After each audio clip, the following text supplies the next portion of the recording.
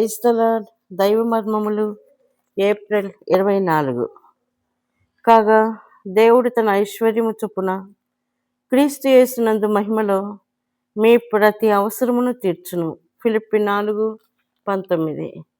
నేను సిక్కు మతస్థునిగా ఉన్నప్పుడు దేవుడు చాలా దూరంలో ఉన్నాడనుకుంటుని, కానీ దేవుడు చాలా సమీపంలో ఉన్నాడని ఇప్పుడు నేను చెప్పగలను. ఆయన జీవం నాలో నా ద్వారా ప్రవహించుచున్నదని చెప్పగలను.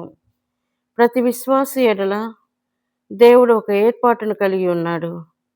నా నిమిత్తము ఇతరులెవరునూ ఏ ఏర్పాటును చేయజాలరు.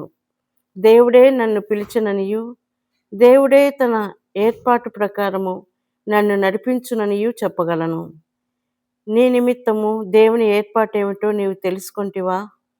సంతోషముతో ఇది నా పరిచర్య అని నీవు చెప్పగలవా?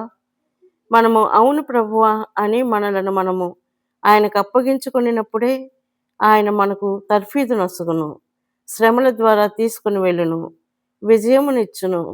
నా ప్రారంభ జీవితము ఒక ఆశ్చర్యకార్యము. నాలో ఏ తలాంతు లేదు, ఎన్నో కొదువలు కలిగిన వాడను. కానీ ఆయన కృపచే ఒక సంగతి ఎరుగుదును, నేను ఆయన ఏర్పాట్లో ఉన్నాను. మొదటిగా మనం ఆయనను స్తుతించుట నేర్చుకునవలెను. దేవుడు నీకు వర్తమానం అనుగ్రహించిన ఎడల నీవు ఆయన నోటి బూరగా ఉండవలెను.